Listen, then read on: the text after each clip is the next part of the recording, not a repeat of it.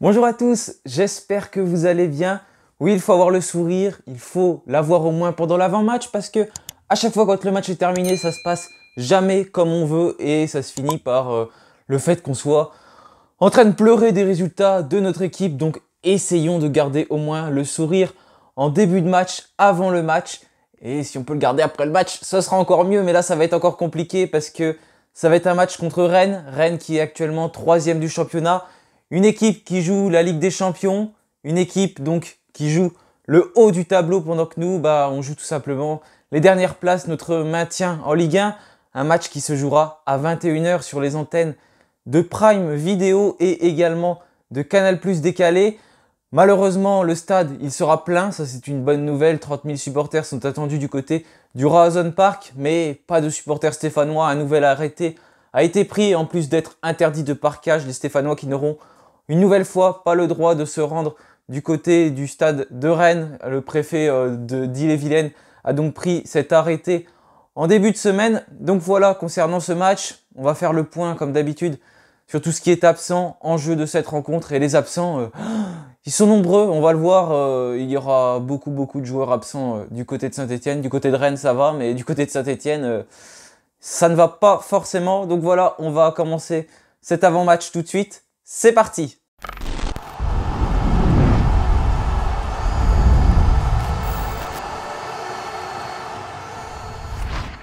Donc voilà, pour cette rencontre, Pascal Duprat va devoir composer avec un groupe qui est très diminué. Pourtant, en conférence de presse, il n'a pas annoncé tant d'absents que ça. Il a dit que Sakho n'était pas là, donc ça, on le sait depuis longtemps. Il espère toujours qu'il pourra rejouer les deux derniers matchs de la saison. Crivelli et Mouefek semblent les joueurs qui sont les plus près de revenir donc, dans le groupe de Saint-Etienne. C'est encore une fois quelque chose qu'il a annoncé en conférence de presse. Et Seydou Sow, il dit qu'il n'est pas apte à disputer ce match. Il assume ses choix. Pascal Duprat, mais il y a un autre qui n'est pas prêt en ce moment, c'est Timothée Kolodziejczak, et pourtant il est toujours dans le groupe et il devrait toujours y figurer. C'est bien joli d'assumer ses choix, c'est bien, tout le monde peut assumer ses choix, mais si on descend en Ligue 2, il a beau assumer ses choix, Saint-Etienne sera en Ligue 2, donc ça ne changera pas grand-chose. Donc voilà pour les absents de ce match, et puis il y en a des autres, c'est notamment Peuple Vert qui l'a annoncé, l'équipe qui a relayé cela, et c'est 3 cadres de Saint-Etienne, Romain Mouma qui revenait tout juste lors de la dernière rencontre contre Monaco, et qui aurait semble-t-il rechuté. Riyad Boudbouz, touché au niveau des adducteurs, ne devrait pas être présent non plus. Tout comme Wabi Kadri qui aurait aussi rechuté, lui qui a aussi pris un carton jaune contre Monaco et qui ne pourra pas disputer la rencontre suivante contre Nice. Mais une hécatombe d'absents du côté de Saint-Etienne, c'est quand même très bizarre d'avoir 3 cadres d'un coup qui sont pas présents dans le groupe. On va dire que c'est vrai, les rechutes, les blessures. On va espérer que, entre guillemets, ce soit ça et qu'ils soient disponibles pour la prochaine rencontre, que ce ne soit pas autre chose qui s'est passé, une cassure dans le vestiaire ou je ne sais pas quoi. Je ne vais pas m'avancer parce que forcément je ne sais rien, mais c'est quand même bizarre d'avoir ces 3 cadres qui sont absents d'un coup. Et au niveau des retours, pas grand monde, hein. Espérons que Bakayoko soit au moins dans le groupe. Gabriel Silva, c'est pareil, il était annoncé qu'il ne devrait pas être là pour le reste de la saison. Finalement, il semble ne rien avoir, il est sur les photos de l'entraînement, donc normalement Gabriel Silva devrait figurer aussi dans le groupe. En tout cas, Pascal Duprat n'en a pas touché un mot en conférence de presse. Donc voilà pour les absents du côté de Saint-Etienne. Donc comme on voit, c'est vraiment l'hécatombe. Et du côté de Rennes, il y a juste Aguerd qui est suspendu, le défenseur rennais qui ne pourra pas disputer ce match. Gélin qui a les ligaments croisés, donc ça c'est pareil, il ne sera pas là. Gomis, fracture du doigt, pas présent. Et sinon, c'est Souleymana et Badé qui sont tous les deux blessés. Une douleur au dos pour l'un et une douleur aux adducteurs pour l'autre. Et du côté de Rennes, il va y avoir des retours, notamment 2 joueurs importants, Doku et Bourigeaud, qui seront donc tous les deux disponibles pour cette rencontre. Donc comme on le voit du côté de Rennes, c'est pas forcément des absents de très grande marque. Il y a des joueurs qui reviennent comme Bourigeaud et Doku, donc ça va être compliqué d'aller battre cette équipe rennaise, on le sait, c'est déjà compliqué de base. On va parler notamment de sa forme à cette équipe de Rennes, parce qu'elle est 3e de Ligue 1 en ce moment. Elle a 59 points, elle joue la Ligue des Champions avec des équipes comme Strasbourg, Monaco ou même encore Lens et Nice. 75 buts marqués depuis le début de la saison. 2e meilleure attaque du championnat derrière le PSG. Je crois qu'il y a seulement un but d'écart, 76 buts pour le Paris Saint-Germain. Et 36 buts encaissés. C'est un petit peu les stats inverses par rapport à l'AS Saint-Etienne qui a toujours du mal à ne pas encaisser de buts. On le voit, on en prend au moins 2 par match en ce moment, même 4 contre Monaco. Donc c'est très compliqué de stabiliser cette défense. Et cette équipe de Rennes, elle a une attaque, mais qui peut être très très bonne. C'est souvent qu'ils mettent 5-6 buts, Rennes. C'est une équipe qui marque très souvent. Si on regarde les derniers matchs, 6-1 contre Metz. Donc Metz, c'est à peu près notre niveau, ça se vaut. Nice, Rennes, 1-1. Rennes-Reims, 3-2 pour Rennes. Donc ils ont encore marqué 3 buts lors de cette rencontre. Ils avaient eu une période un petit peu moins bien, mais bon, c'était contre Monaco et contre Strasbourg, où ils avaient perdu 3-2 à domicile contre Monaco. Ils ont perdu 2-1 du côté de Strasbourg. Là, on pouvait se dire, bah, c'est bien, Rennes est sur une pente un petit peu descendante. Bah, ils se sont bien rattrapés parce qu'ensuite, lors du dernier match, ils en ont mis 5 à une équipe qui nous en avait mis 6. Ils ont battu 5-0 Lorient à domicile. En plus, ils étaient à 10 pendant un moment, Rennes. Donc voilà, c'est une équipe qui est vraiment en forme. 18 buts marqués, j'ai relevé là sur ces 6 derniers matchs. Donc voilà, c'est une équipe qui est très très très bonne offensivement, mais on le voit parce qu'ils ont des joueurs qui sont très en forme, notamment ce trio Bourigeaud, Martin Terrier, Gaëtan Laborde. Donc pour ces 3 hommes, c'est déjà 9 buts pour Bourigeaud, 11 passes décisives. Pour Martin Terrier, c'est 21 buts inscrits.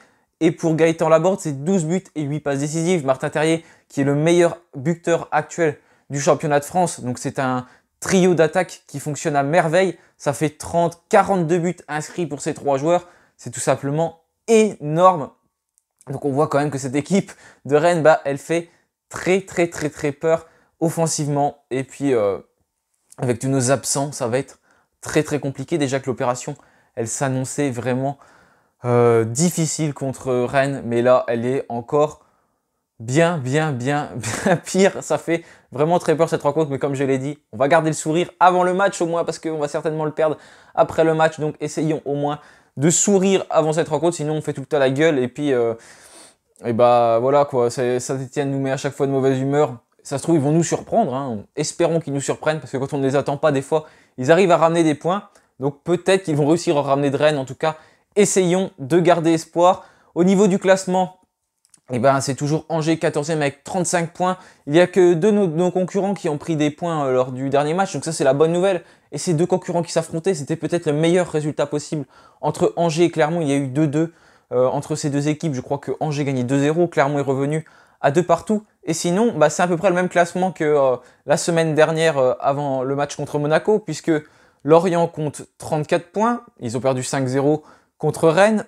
Ensuite, on a 3 qui comptent 33 points, Clermont 33 points, Saint-Etienne 31 et Bordeaux et Metz 27 et 24. Donc même en cas de défaite de l'AS Saint-Etienne et en cas de victoire contre Bordeaux, au moins on garde notre place de barragiste parce que Bordeaux a perdu 5-3 contre Nantes alors qu'ils gagnaient 2-0. Les Bordelais, ils sont finalement inclinés 5 buts à 3 et puis Metz qui n'a pas réussi non plus à battre Brest. Donc voilà pour toutes ces équipes qui sont entre guillemets, avec nous dans la bataille pour le maintien, même si des équipes comme Angers et Clermont, ils gagnent un match, ça y est, ils sont sauvés, mais de toute façon, plus on se rapproche de la fin du championnat, plus ils ont de chance de se sauver. Et Angers qui va affronter Monaco à l'extérieur, Lorient qui va affronter Reims à domicile.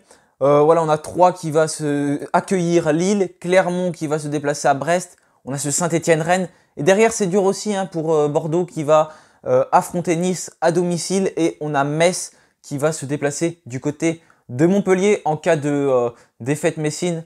Je pense que c'est foutu pour eux parce que là, ils ont 24, on a 31, on a cette marge de 7 points. On a la 35e, il restera 3 matchs derrière, donc 9 points possibles. Même si Saint-Etienne perd et que Metz perd, je pense que c'est terminé pour Metz. Je ne les vois pas prendre 9 points à Saint-Etienne sur les 3 derniers matchs. Même là, on peut le dire que la mission, elle est quasiment impossible. Normalement, Metz devrait aller en Ligue 2 l'année prochaine. Il ne resterait plus qu'une place, voire 2 si jamais l'équipe qui joue les barrages ne passe pas. Mais la lutte sera surtout contre Bordeaux, je pense, pour la 19e place. Et les équipes de devant qui ne sont pas très loin, hein, mine de rien, Clermont, 3. On peut toujours aller chercher ces équipes, même si les 2 matchs qui arrivent là, Rennes et Nice, ils vont être très très compliqués. Donc en tout cas, voilà pour un petit peu le contexte de ce match. Les équipes concurrentes à la Saint-Etienne, qui vont-ils affronter? Maintenant, on va parler de ma composition. Et la composition, elle n'est pas évidente à faire parce que déjà, on ne sait pas forcément si tous ces absents-là sont vrais, mais j'ai bien peur que ce soit le cas. Donc c'est très compliqué. Pascal Duprat qui va rester malheureusement en 3-4-3, vous le savez très bien que je préférerais voir un 4-2-3-1 parce que le 3-4-3 depuis que Falaye Sako n'est plus là, tout simplement, je le dis depuis longtemps, mais on le voit, il ne fonctionne pas. Il faudrait repasser un dispositif à 4, mais Pascal Duprat n'a pas l'air décidé de faire cela. Donc au cage, Paul Bernardoni, Dans la défense à 3, Michael Nadé, qui est le joueur le plus utilisé par Pascal Duprat. Il a disputé 99% des minutes jouées. J'ai vu ça sur Synthé Inside en début de semaine. Mangala également, qui va certainement être dans l'axe. On devrait peut-être retrouver en défense, malheureusement, j'ai envie de dire, Timothée Kolo-Djezak. Ou alors, ce sera Aaron Moukoudi. Mais bon, c'est pas évident parce que Aaron Moukoudi, ça ne fonctionne pas. Timothée Kolo-Djezak, ça fonctionne pas non plus. J'espère franchement que Bakayoko sera dans le groupe. Si Bakayoko est dans le groupe, il doit être titulaire, mais je ne l'ai pas mis parce que j'ai très peur qu'il ne le convoque pas dans son groupe. Ensuite, au milieu de terrain, Camara, Gourna. J'espère en tout cas que Camara sera au milieu de terrain, qu'il ne va pas faire une chose qu'il a fait une fois, à mettre Camara défenseur central et à mettre ce milieu de terrain Zaïdou Youssouf, Lucas Gourna, parce que déjà qu'on va prendre l'eau tellement on a d'absents.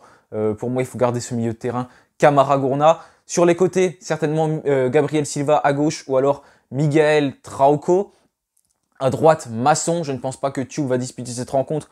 Comme j'ai dit, on a beaucoup d'absents. Masson défend mieux que Sada Thioub. Et Sada Thioub, il nous a aidé tellement depuis qu'il est à Saint-Etienne. Et là, on voit qu'il a besoin de souffler. Il n'a pas eu de préparation en début de saison. Il a joué très très peu avec Angers. Donc c'est normal. Et je pense que Masson donc, va prendre sa place. Sada Thioub, qui je pense est la meilleure recrue de Saint-Etienne si on enlève Falaye Sako, tellement il nous a apporté. Alors qu'on ne l'attendait pas, ce joueur. Ensuite, en 10, Boudbouz n'est pas là. Ça va sans doute être Adil Aouchiche, en tout cas c'est ce que je pense. Et l'attaque, Bouanga, heureusement j'espère qu'il va vraiment être là, Bouanga, qu'il ne va pas y avoir une surprise de dernière minute. Et à ses côtés, on peut imaginer que Arnaud Nordin sera présent vu que Wabi Kazri n'est pas là. Donc voilà pour ma composition. Elle fait peur bien sûr parce qu'il nous manque plein de joueurs comme Kazri, Boudbouz devant. Mais de toute façon il va falloir composer sans s'ils ne sont pas là. En tout cas, j'espère qu'ils reviendront directement pour la prochaine rencontre. Parce que l'objectif de Pascal Duprat, c'était d'avoir Kazri quand même pour la fin de saison. On ne le faisait pas trop jouer, c'est comme Amouma. Mais finalement, déjà Kazri qui s'est pris un jaune, et bah oui, c'est pas normal ça, parce que c'est pareil. Le comportement sur le terrain quand on joue le maintien, il doit être irréprochable. Et Kazri qui s'est pris plein de cartons jaunes à la force de rouspéter. Même si leur dernier match contre Monaco, il n'y avait pas faute. Mais la décision, elle est faite. Il ne faut pas rouspéter, on sait très bien ce que ça peut emmener. Et là, dans cette mission maintien, on doit tous être solides mentalement. C'est sur le mental que ça va jouer. Et si on n'a pas Wabi Kazri pour la fin, là, il va déjà être absent pour les 2 prochains matchs. Il pourrait disputer que les 2 derniers, potentiellement. Si c'est vraiment une rechute, peut-être qu'il ne pourra même pas être là. Mais en tout cas, j'espère. Et ce sera Reims et Nantes. Donc en tout cas, voilà, on n'a pas Wabi Kazri, on n'a pas Romain Mouma, on n'a pas Boudbouz. Donc c'est des joueurs qui peuvent manquer à Saint-Etienne pour ces 2 matchs qui s'annoncent déjà très compliqués contre Rennes et contre Nice. Donc voilà, j'ai terminé pour mon avant-match. Comme d'habitude, on va se retrouver pour le débrief. J'espère pas faire le débrief d'une très grosse défaite de Saint-Etienne. Se ramène déjà un point de Rennes. Ce serait un résultat, je pense, miraculeux. Donc en tout cas, voilà, merci à tous d'avoir suivi cette vidéo. Comme je vous l'ai dit, on se retrouvera pour le débrief. Passez donc un bon samedi et allez les Verts!